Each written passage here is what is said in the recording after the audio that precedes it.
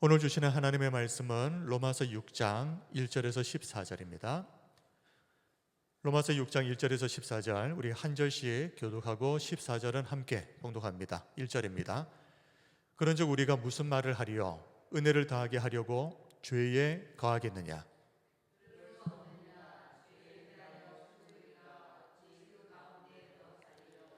무릇 그리스도 예수와 합하여 세례를 받은 우리는 그의 죽으심과 합하여 세례를 받은 줄을 알지 못하느냐?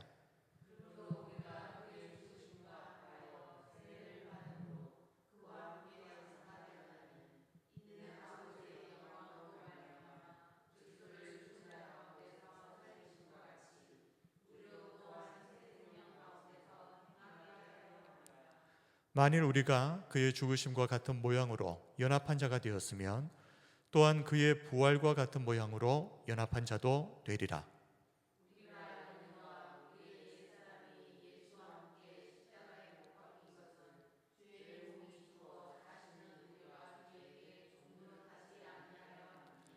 이는 죽은 자가 죄에서 벗어나 의롭다 하심을 얻었음이라.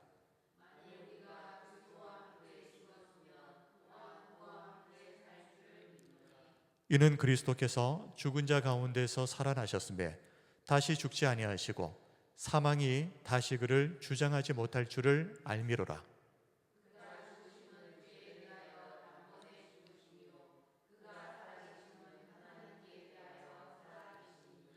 이와 같이 너희도 너희 자신을 죄에 대하여는 죽은 자요 그리스도 예수 안에서 하나님께 대하여는 살아있는 자로 여길지어다.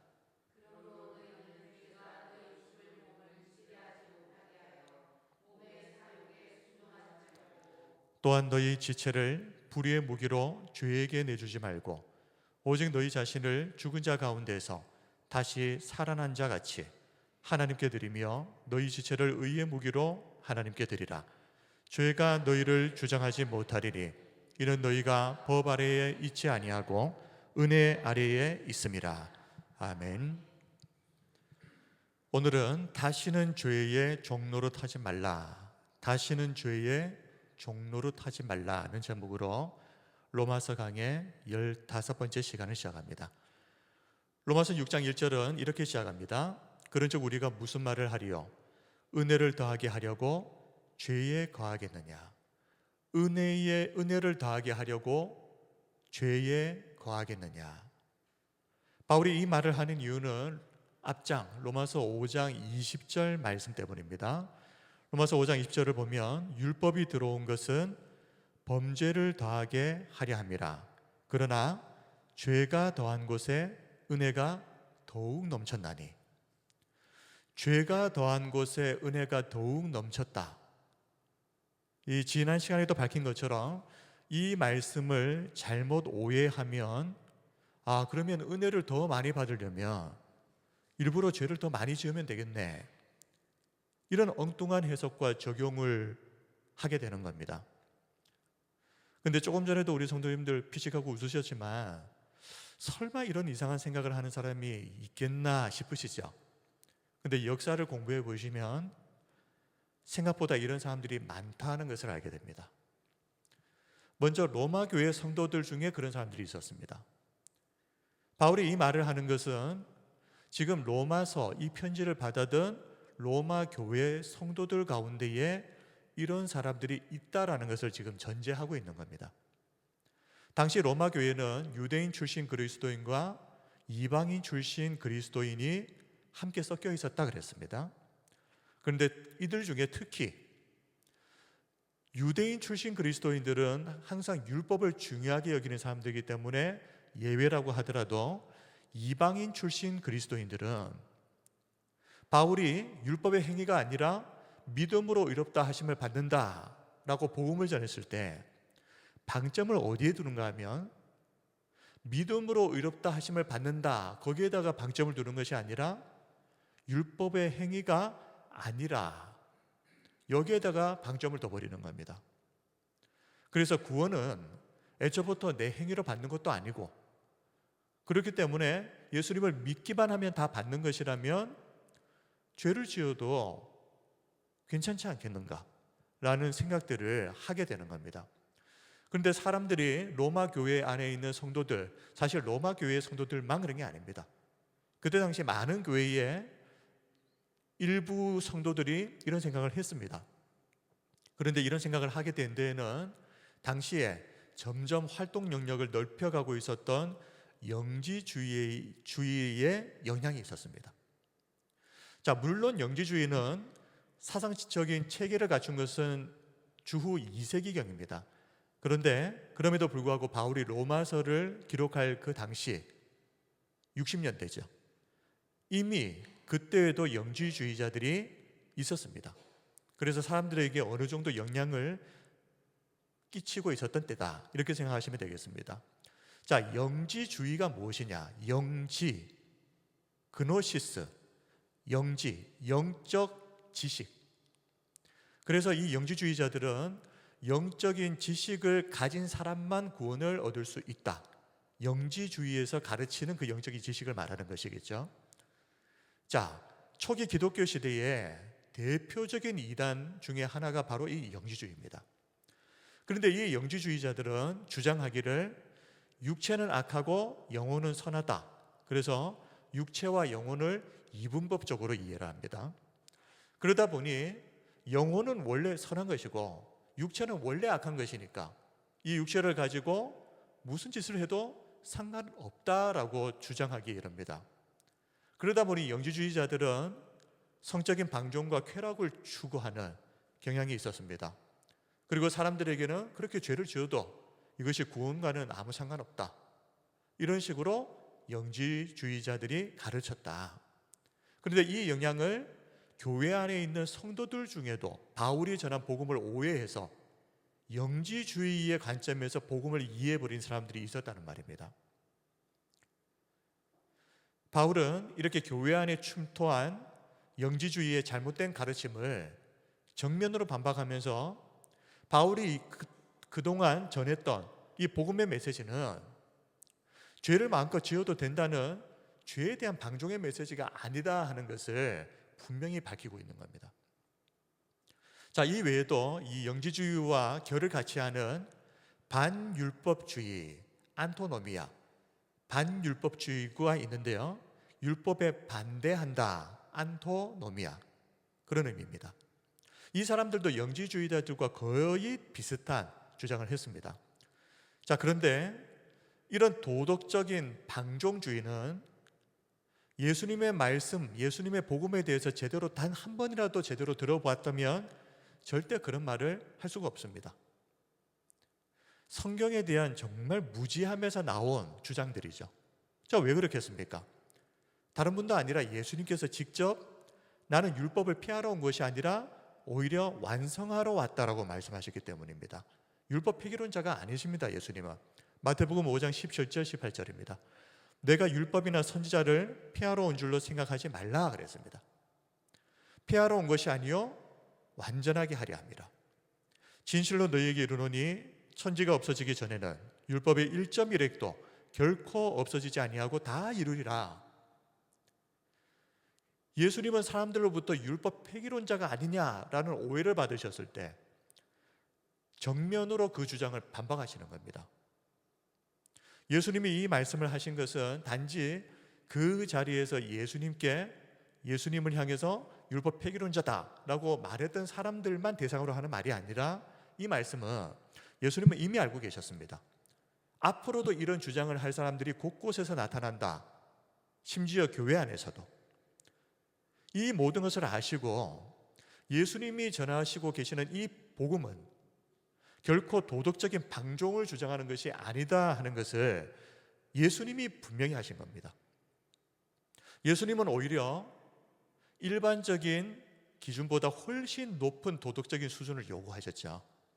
반대였습니다. 오히려 예를 들면 살인하지 말라. 기존의 율법주의자들은 살인이 무엇이냐, 사람을 실제로 죽이는 것만 살인이다, 이렇게 생각했습니다. 그러나 예수님은 형제에게 분노하는 거, 욕하는 거, 이것도 살인죄를 저지른 것과 똑같다라고 말씀하십니다.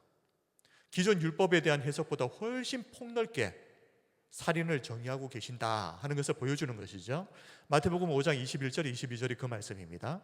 옛 사람에게 말한 바 살인하지 말라. 누구든지 살인하면 심판을 받게 되리라 하였다는 것을 너희가 들었으나 나는 너희에게 이르노니 형제에게 노하는 자마다 심판을 받게 되고 형제를 대하여 라가라 바보라는 욕입니다요.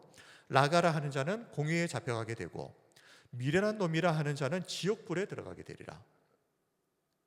기존의 율법학자들이 말했던 살인에 대한 정의보다 훨씬 더 넓게 보시는 겁니다. 이 기준에 의하면 사실 우리는 지금까지 살아오면서 수백 명을 살인했을 겁니다. 두 번째로 간음하지 말라. 마찬가지입니다. 보통은 어떤 성적인 관계가 있었을 때만 간음했다라고 말하는데 예수님은 거기에서 훨씬 폭넓게 음란한 마음을 품는 것만 해도 이미 간음한 것이라 말씀하셨습니다. 마태복음 5장 27절 28절 또 간음하지 말라 하였다는 것을 너희가 들었으나 나는 너희에게 이르노니 음욕을 품고 여자를 보는 자마다 마음에 이미 간음하였느니라. 심지어 예수님은 율법의 행위에 있어서 타의 추종을 불허했던 서기관과 바리새인들, 이 서기관과 바리새인들이 존경받았던 이유가 뭐였습니까? 율법을 잘 지켰기 때문입니다. 그런데 이런 서기관과 바리새인들보다 뭐라고요? 너희의 의가 더 낫지 못하면, 더 낫지 않으면 결단코 천국에 들어가지 못한다라고까지 말씀하십니다.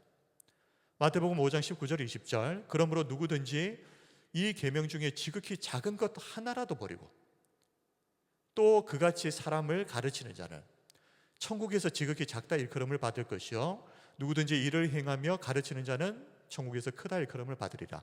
내가 너희에게 이르노니 너희 의가 서기관과 바리새인보다 더 낫지 못하면 결코 천국에 들어가지 못하리라. 기존의 율법주의자들보다 훨씬 높은 수준의 도덕성을 예수님은 요구하고 계십니다. 이처럼 예수님은 단 한 번도 도덕적인 방종을 주장하신 적이 없습니다. 오히려 율법을 폐기하러 온 것이 아니라 나는 너희들이 생각하는 것과 반대로 율법을 완성하기 위해서 왔다. 이 말씀을 통해서 모든 그 논쟁을 종지부를 찍어버리십니다. 마태복음 5장 17절 18절 다시 한번 보겠습니다. 내가 율법이나 선지자를 폐하러 온 줄로 생각하지 말라. 폐하러 온 것이 아니요 완전하게 하려 합니다. 진실로 너희에게 이르노니 천지가 없어지기 전에는 율법의 1.1획도 결코 없어지지 아니하고 다 이루리라. 자, 그런데 우리가 예수님께서 더 높은 수준의 도덕성을 요구하신다는 것을 물론 다 아시겠지만 구원을 위해서 그렇게 하라고 하신 게 아닙니다. 구원을 받은 자이기 때문에 그렇게 하라는 것입니다. 이것은 우리가 먼저 분명하게 짚고, 자, 그렇다면 예수님께서 어떻게 율법을 완성하셨는가? 십자가입니다. 율법의 완성이 바로 십자가에서 이루어집니다. 왜 그렇습니까? 율법의 완성은 사랑입니다. 사랑. 그래서 마태복음 22장에서 한 율법학자가 예수님께 율법 중에서 어느 계명이 가장 큽니까? 라고 질문했을 때 예수님이 하나님을 사랑하고 이웃을 사랑하는 것이다. 그것을 바울은 하나로 고린도전서 13장에서 사랑이다 라고 딱 결론을 내립니다. 이게 율법의 핵심이라는 겁니다. 율법을 이루었다, 완성했다는 것은 바로 이 율법의 핵심을 이루었다는 것이거든요. 바로 사랑을 이루었다는 것입니다. 이것이 바로 율법이 완성된 것이다. 그런데 그 사랑이 어디에서 이루어진 것입니까? 예수님이 십자가에서 이루어진 겁니다. 예수님이 십자가에서 그 사랑을 완성하실 때 예수님을 통해서 율법이 완성이 되는 겁니다. 자, 그런데 예수님께서 이렇게 분명히 말씀하셨음에도 불구하고 이후에도 복음을 오해해서 끊임없이 육체적인 쾌락을 주장하는 이들이 계속해서 나타나는데요. 대표적인 철학 사주 중 하나가 키레네 학파와 에피쿠로스 학파입니다. 자, 키레네 학파는 순간적이고 강렬한 그런 육체적인 쾌락, 이게 최고선이다. 철학을 할 정도면은 머리도 좋고 배울 만큼 배운 사람들이지 않습니까? 그런데 이 사람들이 철학을 연구해서 내린 결론이 최고선은 육체의 쾌락이다, 이렇게 말합니다. 그게 키레네 학파. 근데 에피쿠로스 학파도 쾌락을 추구했던 학파긴 한데 조금 다릅니다. 결이 다릅니다. 에피쿠로스 학파에서 말하는 쾌락은 마음의 평온, 그리고 육체의 고통이 없는 상태. 그래서 좀 금욕주의적인 쾌락을 추구했던 사람들이 에피쿠로스 학파입니다. 어쨌든 지금까지 성경과 예수님의 말씀, 이 복음을 자의적으로 마음대로 해석하고 오해해서 믿음으로 구원을 얻는 이 복음을 율법의 방종과 도덕적인 해이로 이해하는 사람들이 끊이지 않았다. 설마 그런 사람들이 있겠나 싶은데 많았다. 심지어 교회 안에도. 사실 이런 일이 일어나는 이유가 무엇이겠습니까? 죄는 짓고 싶은 겁니다. 죄를 포기할 수는 없는 겁니다. 그런데 그러기 위해서 예수님의 말씀을 의도적으로 악용하는 겁니다. 예수님은 그렇게 말씀하신 적이 없는데 그 말씀을 애매하게 악용해서 꼬아서 자신들이 원하는 대로 적용하고 해석해버리는 이런 일들이 일어난 겁니다.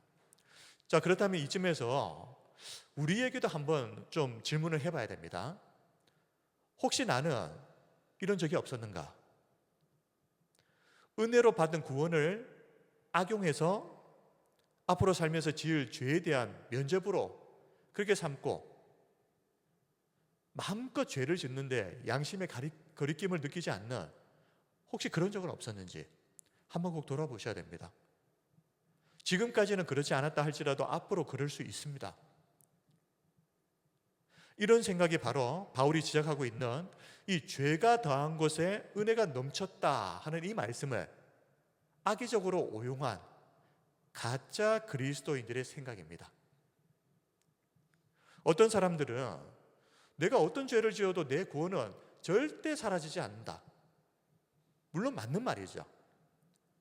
그러면서 죄를 마음껏 짓는데 심지어 이런 사람들을 향해서 정말 구원의 확신이 흔들림이 없네, 믿음이 좋네, 이렇게 말을 하면 되겠습니까? 이건 궤변이죠, 궤변. 내 행위가 아닌 오직 하나님의 은혜로 구원받은 사람이 그렇게 은혜에 대해서 감사하다고 말하면서 죄를 지어도 아무 문제가 없다는 이런 생각을 한다는 것은 있을 수가 없는 겁니다. 그러므로 이거는 궤변이고 가짜 그리스도인들에게서나 나타날 수 있는 모습이다. 그래서 1절에서 바울은 이런 궤변을 늘어놓는 사람들에게 묻고 있는 겁니다. 로마서 6장 1절, 그런즉 우리가 무슨 말이 하리요? 은혜를 더하게 하려고 죄에 거하겠느냐? 은혜를 더 크게 하려고 계속 더 죄를 지어야 되느냐? 그래야 되겠느냐? 그럴 수 없는 이유에 대해서 2절에서 이렇게 말합니다. 그럴 수 없느니라. 죄에 대하여 죽은 우리가, 죄에 대하여 죽은 우리가 어찌 그 가운데 더 살리요? 왜 그렇습니까? 성도가 죄를 용납해서는 안 되는 것은 구원에서 떨어질까 염려해서가 아닙니다. 구원은 원래 애초부터 하나님이 은혜로 주신 것이고 그 구원을 지키시는 분도 하나님이십니다. 그런데 우리가 죄를 용납해서는 안 되는 이유는 죄에 대해서 우리는 죽었기 때문입니다. 죄에 대해서 죽었다는 것을 잘 보여주는 예로 바울은 세례를 언급하고 있거든요. 자, 내용을 보면 이제 계속해서 세례에 관한 내용이 나오는데요. 세례를 행할 때 두 가지 의식을 행합니다. 첫 번째는 물에 넣는 침수, 그리고 물에서 다시 건져 올리는 인출. 자, 이 두 가지 의식을 행하는데 물에 넣는다는 것은 죄된 옛 사람이 죽었다는 것입니다. 그리고 물에서 다시 건져 올리는 것은 하나님의 자녀로, 이제 더 이상 죄의 사람, 그 옛 사람이 아니라 하나님의 자녀로 새롭게 태어났다, 부활했다. 자, 그런데 이 세례를 누가 받았단 말입니까? 지금 이 로마서를 읽고 있는 로마 교회 성도들이 그 세례를 받았단 이 말입니다. 바울은 지금 그렇게 세례를 받았음에도 죄를 짓는 것에 대해서 문제의식을 느끼지 못하고 오히려 애매한 소리를 하면서 구참 변명, 궤변을 늘어놓는 이 로마 교회 안에 있는 일부 성도들을 향해서 묻는 겁니다. 너희들 예수님을 믿는다고 했을 때 세례 받았지 않느냐? 그때 너희들이 받은 세례의 의미가 너희들은 무엇인지 모르는 것이냐? 너희들 분명히 세례를 받았을 텐데 너희가 받은 세례의 의미가 무엇인지 모르겠느냐? 3절입니다. 무릇 그리스도 예수와 합하여 세례를 받은 우리는 그의 죽으심과 합하여 세례를 받은 줄을 알지 못하느냐? 세례를 통하여 죄에 대해서 죽었다 하는 것은 우리가 세례를 받을 때 예수 그리스도와 우리가 연합이 되기 때문입니다. 그래서 쉬운 성경 번역, 원어 번역을 보게 되면 그분의 죽음과 연합하는 세례, 그리고 그리스도 예수와 연합하는 세례, 연합이라는 단어를 사용하거든요. 이게 정확합니다. 세례는 예수 그리스도와 연합하는 겁니다. 자, 그런데 우리가 예수님과 연합을 할 때 예수 그리스도께서 행하신 그 일이 내 일이 되어버리는 겁니다. 연합이 되었기 때문에. 예수님이 십자가에서 죽으셨지 않습니까?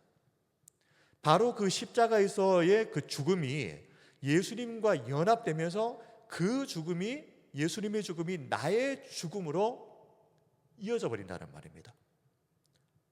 자, 여기서 우리가 죄에 대해서 죽었다라고 하는 이 말씀의 의미를 잘 이해해야 하는데요, 죄에 대해서 죽었기 때문에 이제는 더 이상 전혀 죄를 짓지 않게 되었다, 이런 말이 아닙니다.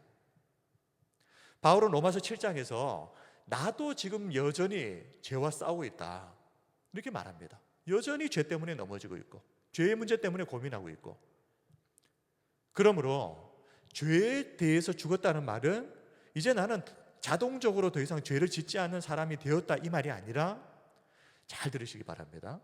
죄에 대해서 죽었다는 것은 죄의 지배 아래에서 해방되었다는 말입니다. 6절을 먼저 보겠습니다. 우리가 알거니와 우리의 옛사람이 예수와 함께 십자가에 못 박힌 것은, 자, 뭐라고 이야기합니까? 죄의 몸이 죽어 다시는 우리가 죄에게 종노릇하지 아니하려 함이라고 말합니다. 우리의 옛사람이 예수 그리스도의 십자가와 연합이 되어서 죽게 된 것은 죄의 몸이 죽어서, 옛자, 죄된 옛자가 죽어서 다시는 우리가 죄에게 종노릇하지 아니하려 함이니. 이전에는, 우리가 예수님을 믿기 전에는, 믿고 세례받기 전에는 죄에 있어서 우리에게는 선택권이 없었습니다. 죄의 종노릇이라고 말했지 않습니까? 선택권이 없는 겁니다. 다윗이 시편 51편 5절에서 말한 것처럼 내가 죄악 중에서 출생하였으며 어머니가 죄 중에서 나를 잉태하였나이다. 이 다윗이 말한 것처럼 우리는 태생 자체가 죄인이었습니다. 태어날 때부터 이미 죄인으로 태어났고, 태어나는 순간 이미 우리에게는 원죄가 다 유전되었고, 그게 끝이 아니죠. 살면서 알고 지은 죄, 또 모르고 지은 죄, 그야말로 죄의 장아찌, 죄로 그냥 찌들려 있는 존재.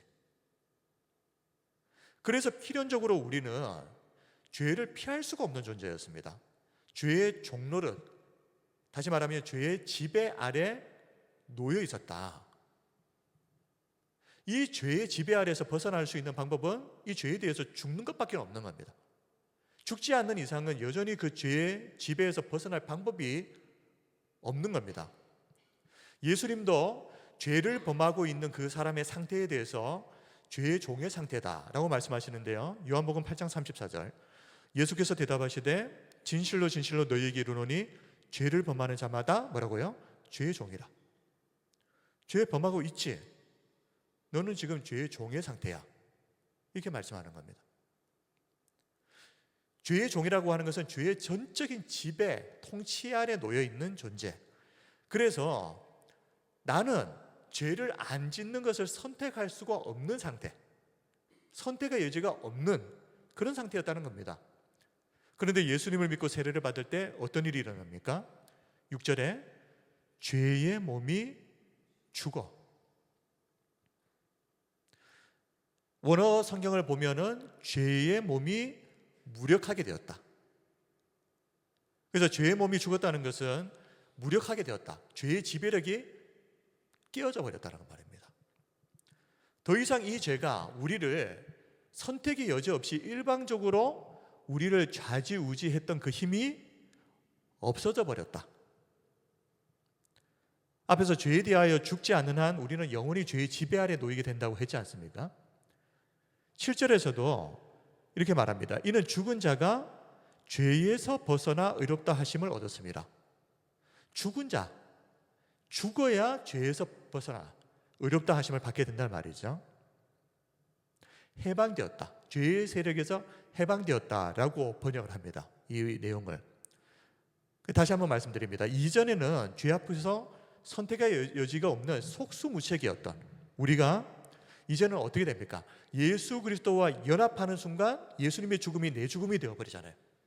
그러면서 동시에 어떤 일이 일어나는가 하면 나도 죄에 대해서 죽은 자가 되어버리는 겁니다. 이 말은 죄의 왕노릇하던, 죄의 통찰에 있었던 그 자리에서 벗어나게 되었다, 이 말입니다. 죄를 안 짓게 되었다는 말이 아니라 이제는 선택을 할 수 있게 됐다는 말이죠. 이를 통해서 우리는 세례를 통해 예수 그리스도의 죽으심과 연합되면서 죄의 속박에서, 죄의 지배 아래, 이 지배가, 통치가 이 중요한 말입니다. 벗어나게 됐는데 죄를 짓지 않는 완벽한 상태가 되었다는 말이 아니라 그랬습니다. 이것은 이제는 우리에게 어떤 능력이 주어졌는가? 단호히 죄를 거부하고 이제는 그전에는 선택하지 못했던 하나님의 의를 선택할 수 있는 능력을 우리가 갖게 됐다. 그 능력을 갖게 되었음에도 불구하고, 선택이 주어졌음에도 불구하고 죄를 선택하는 일은 있을 수가 있는 겁니다. 그러니 이것이 바로 복음이고, 바울은 우리에게 새로운 선택지가 열렸다. 이제는 더 이상 우리가 죄의 종로로 타던 그 자리에서 벗어나게 됐다. 이 복음을 선포하고 있는 겁니다. 참고로 바울은 갈라디아서 4장 4절에서 7절에서 바로 이 일을 이루시기 위해서 하나님이 이 땅에 예수 그리스도를 보내셨다라고 말씀하고 있거든요. 한번 말씀을 보십시오. 갈라디아서 4장 4절에서 7절입니다. 때가 차매 하나님이 그 아들을 보내사 여자에게서 나게 하시고 율법 아래에 나게 하신 것은, 왜 아들을 이 땅에 태어나게 하셨습니까? 5절, 율법 아래에 있는 자들을 속량하시고 우리로 아들의 명분을 얻게 하려 하심이라. 너희가 아들이므로 하나님이 그 아들의 영을 우리 마음 가운데 보내사 아빠 아버지라 부르게 하셨느니라. 그러므로 네가 이후로는 종이 아니요. 어떤 종입니까? 죄의 종이기도 하겠죠. 아들이니, 아들이면 하나님으로 말미암아 유업을 받을 자니라. 예수 그리스도께서 이 땅에 오신 이유가 죄의 종로로 타던, 그래서 죄 앞에서 아무런 선택권이 없었던 우리를 하나님의 자녀의 신분으로 바꾸어 놓으시기 위해서 예수님을 이 땅에 보내신 것이다. 이 말을 지금 갈라디아서 4장에서 말씀하고 있는 겁니다. 죄에 대해서 죽는 것, 이것이 세례의 첫 번째 의미입니다. 물에 담그는 거죠. 옛 죄된 옛 자는, 옛 사람은 죽었다. 바울은 세례를 받고 이렇게 그리스도인이 되었으면서도 죄를 지어도 괜찮다 그러면서 다시 죽었다고 말하는 그 옛 자아로, 죄된 옛 자아로 다시 돌아가려고 하는, 그러면서도 그게 무슨 문제가 있느냐고 생각하고 있는 로마 교회 성도들을 향해서 너희들이 세례를 받으면서 정말 죄에 대해서 죽었다고 말한다면 어떻게 그렇게 다시 옛 자아로 돌아가는 게 가능하냐? 라고, 너희는 세례가 도대체 어떤 의미인지를 모르고 있는 것이냐? 라고 묻는 것입니다. 세례의 첫 번째 의미는 죄에 대해서 죽는 것입니다. 자, 이어서 세례의 두 번째 의미, 부활입니다. 하나님의 백성으로 새롭게 태어나는 것. 4절 5절, 로마서 6장 4절 5절을 봅시다. 그러므로 우리가 그의 죽으심과 합하여 세례를 받음으로 그와 함께 장사되었나니, 죽었습니다. 이는 아버지의 영광으로 말미암아 그리스도를 죽은 자 가운데서 살리심과 같이, 예수 그리스도의 부활을 말하죠. 우리로 또한 예수님이 부활하신 것처럼 우리들도 또한 새 생명 가운데서 행하게 하려 함이라. 만일 우리가 그의 죽으심과 같은 모양으로 연합한 자가 되었으면 또한 그의 부활과 같은 모양으로 연합한 자도 되리라. 아까 세례는 연합이라고 말씀드렸죠. 예수 그리스도와 연합되는 것입니다, 세례. 그런데 두 가지 연합이라 지금 말씀하고 있는 겁니다. 첫 번째는 십자가에서 죽으신 그 죽음의 연합, 죄에 대해서 죽는 그 죽음의 연합이고, 두 번째 연합은요, 부활의 연합. 하나님의 자녀로 새롭게 거듭나게 된 부활의 연합이 바로 세례다. 우리는 세례를 통해서 예수 그리스도의 죽으심과 연합이 되고, 그리고 세례를 통해서 동시에 예수 그리스도의 부활과 연합이 되었다는 것을 믿으시길 바랍니다. 8절에서도 세례를 통한 그리스도의 연합이 죽음과 함께 부활의 연합이다, 이것을 8절에서도 말씀하고 있습니다.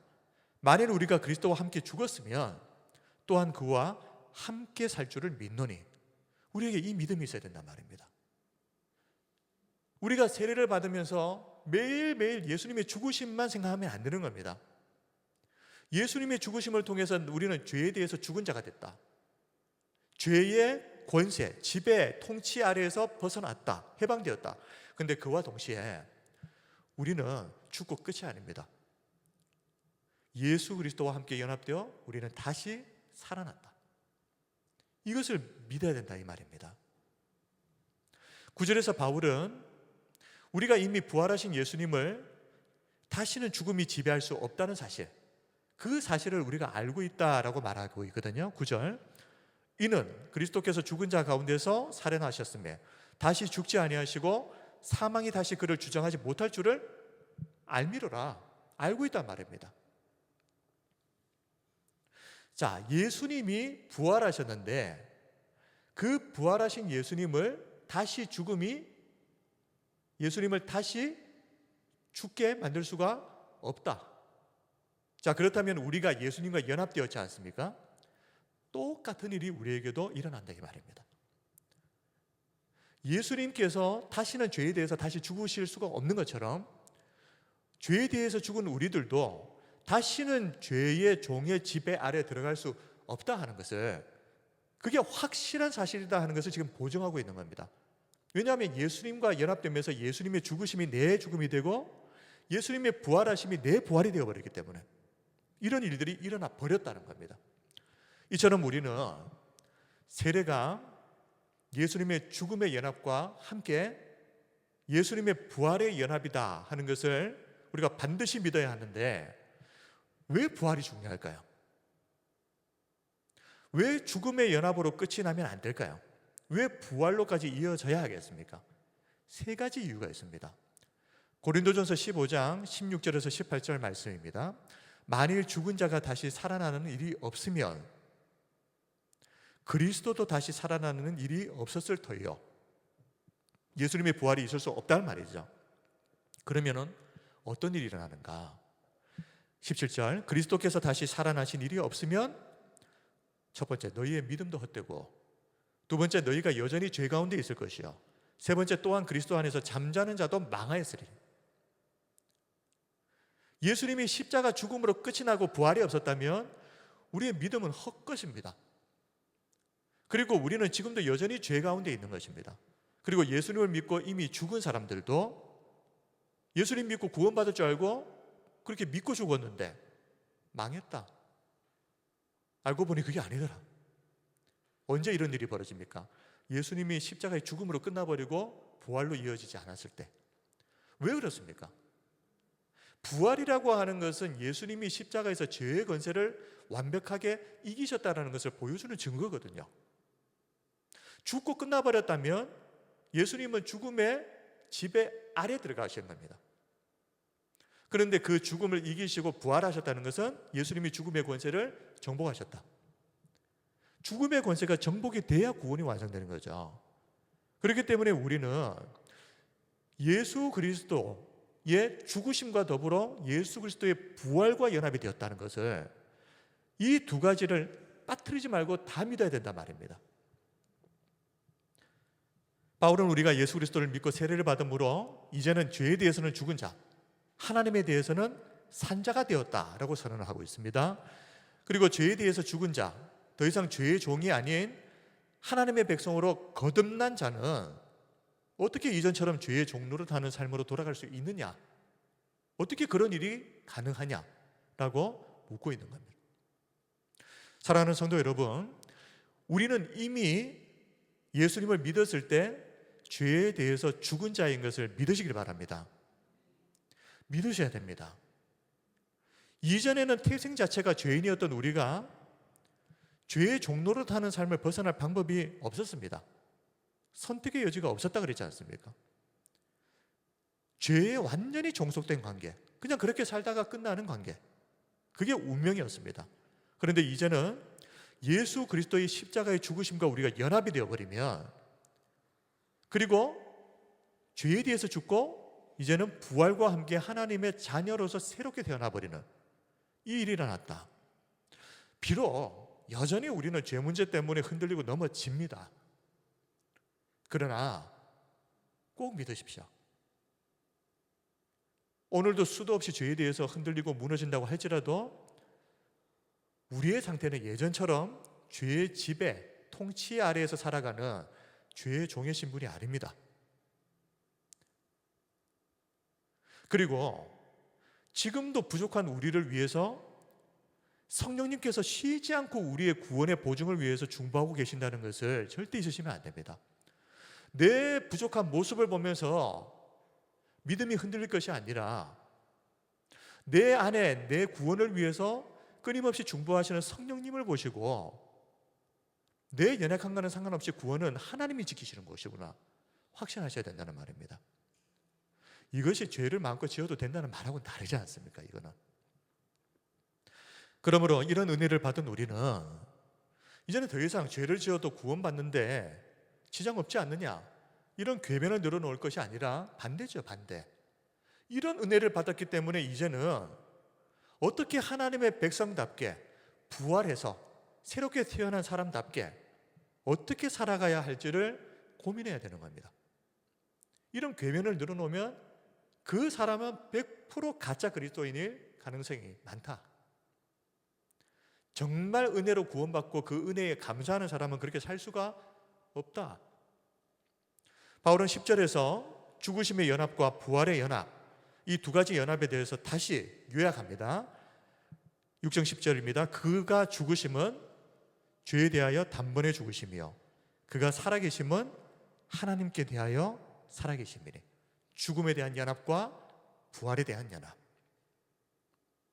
자, 그런데 예수님의 죽으심은 죄에 대하여 단번에 죽으심이라고 말했습니다. 단번에 죽으셨다. 이 말씀은 예수님께서 더 이상 반복해서 죄 때문에 죽으실 필요가 없다. 그 한 번의 죽음으로 모든 것이 다 해결이 되었다. 끝이 났다. 종결되었다. 그에 반해 구약의 제사는 불완전한 제사였기 때문에 매년마다 제사를 다시 드려야 했죠. 대속죄일이 되면. 그러나 예수님께서 지신 십자가는 완전한 속죄, 그래서 영원한 효력을 가지게 되는 것입니다. 그래서 죄에 대하여 단번에 죽으셨다라고 말씀하는 겁니다. 그리고 예수님의 부활, 예수님의 살아나심이 하나님께 대하여 살아계심이라는 이 말씀은, 자, 마찬가지로 우리가 그 예수님의 부활과 연합이 되어서 우리에게 어떻게 된다는 겁니까? 우리의 다시 살아났다는 것이, 부활했다는 것이, 거듭났다는 것이 다시 죄에 대해서 또다시 살아났다, 원점으로 돌아갔다는 이 말이 아니라 하나님께 대하여, 하나님을 위하여 살아있는 자가 되었다. 죄가 아닌 하나님께 순종하는 존재로 다시 살아났다. 이것이 부활의 연합이다. 똑같은 옛날 옛사람으로의 원점으로의 회개가 아니다. 다르다는 겁니다. 새롭게 태어났다고 해서 똑같은 그 자리에 다시 시작하는 게 아니라 완전히 달라졌다는 겁니다. 11절에서 13절, 죄에 대해서 죽고 하나님의 자녀로 다시 영원토록 살아난, 이 은혜를 받은 우리가 앞으로 그러면 어떻게 살아야 되는가에 대해서 말씀하고 있는 게 11절부터 13절입니다. 이와 같이 너희도 너희 자신을 죄에 대하여는 죽은 자요 그리스도 예수 안에서 하나님께 대하여는 살아있는 자로 여길지어다. 그러므로 너희는 죄가 너희 죽을 몸을 지배하지 못하게 하여 몸의 사욕에 순종하지 말고, 또한 너희 지체를 불의의 무기로 죄에게 내주지 말고 오직 너희 자신을 죽은 자 가운데서 다시 살아난 자 같이 하나님께 드리며 너희 지체를 의의 무기로 하나님께 드리라. 이 은혜를 받은 우리 어떻게 살아야 되는가? 어떻게 해야 되는가? 첫 번째, 생각을 바꿔야 됩니다. 먼저 생각을 바꿔야 됩니다. 여길지어다. 11절, 이와 같이 너희도 너희 자신을 죄에 대하여는 죽은 자요 그리스도 예수 안에서 하나님께 대하여는 살아있는 자로 여길지어다. 생각을 바꾸라는 겁니다. 예전에는 어떤 생각을 가졌던, 이제는 우리가 죄에 대해서는 죽은 자가 되었고 하나님께 대해서는 살아있는 자가 되었다는 이 사실을 믿으라는 말입니다. 생각을 바꾸라는 겁니다. 나는 죄에 대하여 죽은 자다. 그리고 그리스도 예수 안에서 하나님께 대하여는 산 자다. 왜 이 생각의 전환이 꼭 필요하겠습니까? 우리는 오랫동안 종노릇을 하다 보면 자기도 모르게 이 종의 근성, 노예 근성에 찌들어 버리게 됩니다. 잘 안 바뀝니다. 그래서 출애굽한 이스라엘 백성들도 광야길을 걸으면서 조금만 어려운 일이 생기면 뭐라고 이야기합니까? 다시 애굽으로 돌아가자. 다시 종으로 살겠다고 하는 겁니다. 이 지독한 노예 근성, 무려 430년을 그들의 조상 때로부터 종으로 노예로 살아왔지 않습니까? 그러니 머릿속에 깊이 그냥 박혀버린 겁니다. 이 노예 근성이. 이 생각이 잘 안 바뀐다는 말입니다. 마찬가지로 죄 중에 출생해서 평생을 죄의 지배 아래 살았던 우리는 어떻게 했습니까? 똑같죠. 지난번에도 한번 말씀드렸는데, 제가 세례 공부를 시키면서 한 할머니, 정말 제가 그냥 넘어갈 뻔했습니다.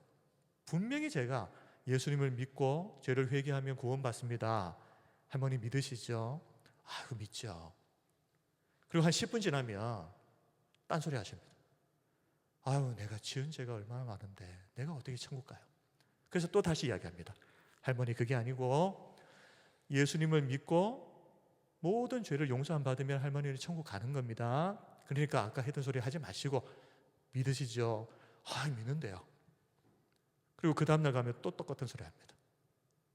이게 머릿속에 깊게 박혀 있는 겁니다. 이 생각이.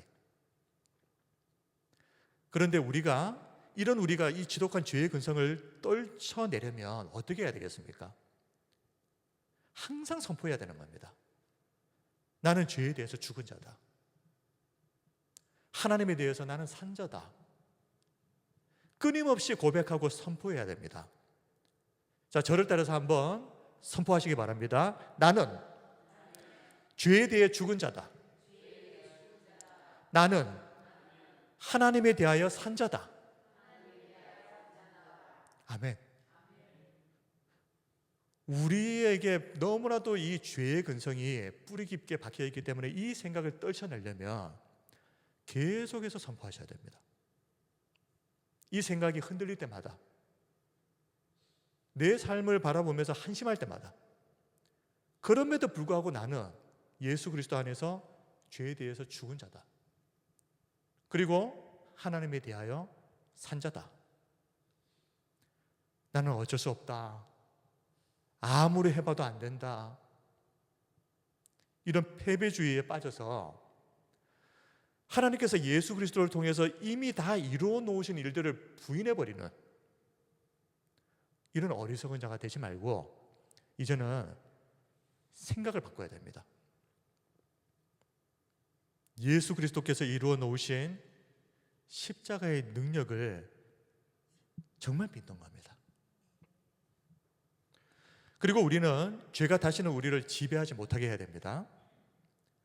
이제는 더 이상 죄가 우리 몸을 지배하지 못하도록 우리는 선택지가 생겼다 그랬지 않습니까? 죄를 단호하게 거부할 수 있는 선택권이 주어졌습니다.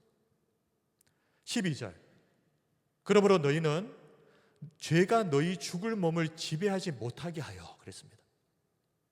몸의 사욕에 순종하지 말고, 더 이상 이전에는 우리가 예수님이 없었을 때는 선택의 여지가 없었기 때문에 어쩔 수 없다고 하더라도 이제는 그 십자가의 능력, 예수 그리스도와 죽음으로 연합하고 부활과 연합하는 그 순간 우리에게는 선택지가 생겼다. 이전처럼 그렇게 무기력하게 그렇게 끌려다니는 존재가 아니다. 그러므로 죄가 너희 죽을 몸을 지배하지 못하게 단호하게 거절해야 되는 겁니다. 몸의 사욕에 순종하지 말고, 자, 이 순종한다라고 하는 말이 헬라어로 휘파쿠오라고 하는 말인데요, 두 단어가 합성합니다. 첫 번째 휘포, 아래라고 하는 휘포, 그리고 아쿠오, 듣다. 그래서 이 휘파쿠오, 순종한다라고 하는 이 말을 풀어서면 귀를 기울여서 듣고 복종한다, 이 말입니다. 그런데 하나님의 말씀을 귀를 기울여 듣고 복종해야 되는데 엉뚱하게 몸의 사욕에 귀를 기울여서 듣고 순종해서는 안 된다, 이 말씀을 하는 거죠. 현재 능동태 부정사로 되어 있거든요. 그래서 지속적으로 그렇게 한다는 말입니다. 그러니까 이 죄에 대해서 한번 저항을 해볼 생각조차 없는 겁니다. 어떤 죄를 지을 수 있는 상황이 딱 앞에 놓여졌을 때 이 죄를 한번 내가 이겨봐야 되겠다, 거절해봐야 되겠다, 거부해봐야 되겠다라고 시도조차 안 하는 겁니다. 너무나도 순순히 예전처럼 그냥 복종해버리는 그 상태. 그것도 강압에 의해서 어쩔 수 없이 그렇게 된 것도 아니고, 사탄이 우리의 귀에 소곤소곤 그 유혹하고 미혹했던 그 말에 그냥 스르륵 넘어가서 자발적으로 몸의 소욕에 복종해버리는 이런 상태. 이렇게 되면 안 된다는 겁니다. 그러므로 우리가 귀를 기울여서 복종해야 되는 것은 하나님이지, 몸의 사욕에 그렇게 귀를 기울이고 관심을 가지고 너무나도 무기력하게 그냥 다 받아들여버리고 순종해버리는, 이것이 예전의 영적인 상태였는데 지금은 그럴 수 없다는 것이죠. 이제 죄에 대하여 죽은 우리는 죄를 단호히 거부하고 이미 나는 죄에 대해서 죽은 자, 하나님에 대하여 산 자임을 믿음으로 선포해야 되는 겁니다. 그리고 실제 삶에서 우리 지체, 몸을 불의의 무기로 죄에게 내어주지 말아야 된다. 13절 말씀인데요, 또한 너희 지체를 불의의 무기로 죄에게 내주지 말고 오직 너희 자신을 죽은 자 가운데서 다시 살아난 자 같이 하나님께 드리며 너희 지체를 의의 무기로 하나님께 드리라. 자, 여기서 너희 지체라고 하는 이 단어는 인간의 모든 부분, 그런데 몸만 말하는 게 아닙니다. 팔, 다리, 손, 어깨, 머리, 배, 이것만을 말하는 것이 아니라 그것을 포함해서 우리의 생각, 우리의 감정, 우리의 모든 것을 말하는 겁니다. 우리의 모든 것. 다시 말하면 우리의 몸과 마음, 어떤 것도 죄의 불의의 도구로 사용되지 않도록 오히려 죽음에서 이제 새롭게 살아난 사람답게 이제는 우리가 하나님께 우리의 그 모든 것들을 드려서 하나님의 의의 도구가 될 수 있도록 그렇게 해야 된다 하는 것이 13절 말씀입니다. 자, 그렇다면 이런 일이 우리에게 가능할 수 있게 된 이유가 무엇이겠습니까? 오늘 살펴본 말씀, 우리가 이제는 더 이상 율법 아래에 있지 않고 은혜 아래에 있기 때문에 이 은혜로 인해서 죄가 더 이상 우리에게 왕노릇을 할 수 없는 상태가 되어버렸기 때문입니다. 이게 핵심입니다. 여전히 우리는 죄의 왕노릇, 죄의 지배 아래에 있는 존재인가? 지금 존재론적인 문제를 이야기하는 겁니다. 아니면 이제는 우리의 존재가 죄의 왕노릇 하는 데서 해방된 존재가 되었는가? 14절을 보십시오. 죄가 너희를 주장하지 못하리니 왜요? 왜 못합니까? 이는 너희가 법 아래에 있지 아니하고 율법 아래에 있지 않고 은혜 아래에 있기 때문이다. 은혜 아래에 있습니다. 이것이 우리가 예수 그리스도를 믿고 세례를 받았을 때 우리에게 일어난 놀라운 변화입니다. 죄로 찌들었던 옛 자는 십자가에서 예수님과 함께 죽었습니다. 그리고 예수님이 부활하실 때 이제 우리는 더 이상 죄의 종, 죄의 지배 아래 놓인 그런 존재가 아니라 하나님의 자녀로 새롭게 태어났습니다. 심지어 우리가 살면서 때로는 연약해서 바울처럼 선을 행하고자 하는 마음이 있지만 한 번씩 자기도 모르게 죄에 무너져 버리고 넘어져 버리는 일이 있다고 하더라도 무엇은 바뀔 수가 없다는 겁니까? 이 바뀌어진 신분은 바뀔 수가 없다는 겁니다. 예전에는 죄의 종의 신분이었고 이제는 바뀌어버린 겁니다. 하나님의 자녀로. 하나님의 자녀가 됐다는 것은 죄의 지배에서 해방됐다 이 말이죠. 이렇게까지 말하는데도 아직까지도 나는 절대 죄를 이길 수 없어. 나는 앞으로도 계속 죄의 종노릇하는 삶을 살게 될 거야. 이것도 믿음이죠. 절대 안 된다. 이것도 믿음입니다. 어떤 면에서는. 자포자기하고 패배의식에 사로잡혀서 살아갈 것인가? 아니면 오늘 바울이 이 로마서 말씀을 통해서 선포한 것처럼 나는 더 이상 죄의 지배 아래 있는 자가 아니다. 죄에 대하여 나는 죽었고 나는 하나님의 자녀로 변화되었다. 이 사실을 정말 믿고 그 믿음으로 살 것인가? 선택은 여러분들이 하십시오. 말씀을 정리하겠습니다. 오늘은 다시는 죄의 종노릇하지 말라 이 제목으로 로마서 6장 1절에서 14절까지 말씀을 살펴보았습니다. 오늘날 많은 성도들이 이 죄와의 싸움에서 너무나도 무기력하게 패배해버리고 제풀에 지쳐서 주저앉아 버리는 일들이 너무 많은 것 같습니다. 왜냐하면 한두 번도 아니고 너무너무 자주 그렇게 죄에 넘어져 버리고 믿음이 약해져 버리는 일들이 다반사가 되다 보니 안 되는가 보다 이런 생각을 할 만도 하죠. 물론 바울도 선을 행하기 원하는 마음은 있지만 계속해서 죄 앞에서 무너지는 자신의 연약함을 보면서 탄식을 했습니다. 절망했습니다.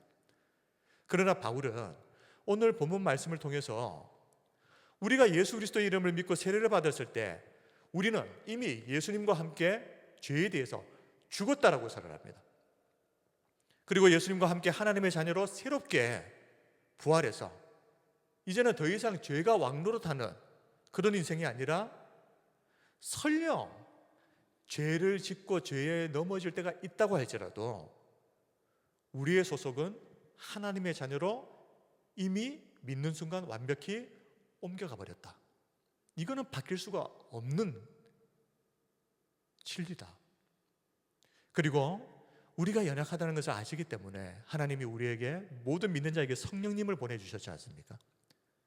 그 성령님이 날마다 우리를 위해서 기도하십니다. 그러니 우리가 주님 앞에 서게 되는 그날까지 하나님의 자녀의 신분을 잃지 않고 구원을 잊지 않고 설 수 있는 것은 사실 우리의 능력 때문이 아니라 우리 안에 계시는 성령의 역사입니다. 성령이 그렇게 하시겠다는데 내가 그것을 어떻게 거스를 수가 있겠습니까? 그러니 정말 예수님을 믿고 구원받았다면 지옥 가는 것은 그냥 포기하셔야 됩니다. 하려고 아무리 애를 써봐야 안 될 겁니다. 하나님은 선택한 백성을 결코 놓치시는 일이 없으시기 때문에 존재론적인 변화가 우리 안에 이미 일어난 것을 믿으시기 바랍니다. 죄에 무기력하게 무너지고 자신에 대해서 실망할 때마다 오늘 이 말씀을 기억하고 선포합시다. 다시 한번 따라하겠습니다. 나는 죄에 대하여 죽은 사람이다. 나는 하나님에 대하여 산 사람이다. 아멘. 아멘.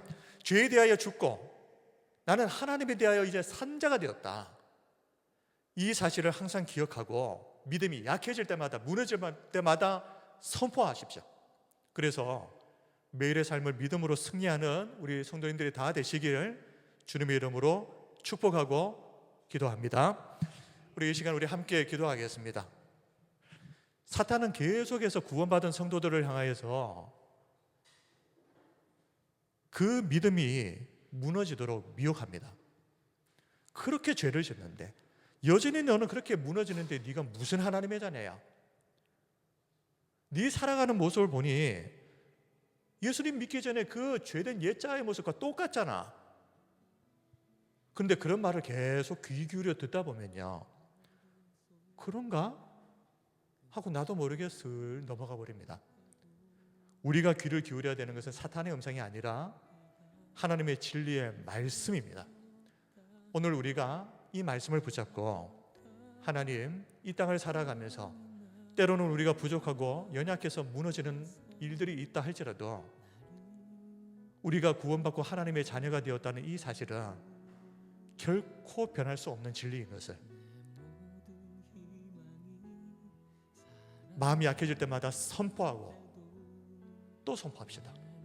그래서 믿음으로 승리하는 우리가 될 수 있도록 기도해 주시고, 우리 교회가 이 지역에 있음으로 말미암아 많은 영혼들에게 생명을 전하는 통로가 될 수 있도록, 그리고 우리 성도들의 가정과 또 생업 위에 하나님께서 은혜 베풀어 주시고 우리 모든 가족들이 영육간에 강건하고 하나님 기뻐하시는 인생 살아가는 우리 복된 우리 성도들의 삶이 될 수 있도록 개인의 기도 제목 가지고 이제 우리 함께 합심해서 통성으로 기도하겠습니다. 은혜와 사랑이 풍성하신 우리 하나님 아버지, 오늘도 하나님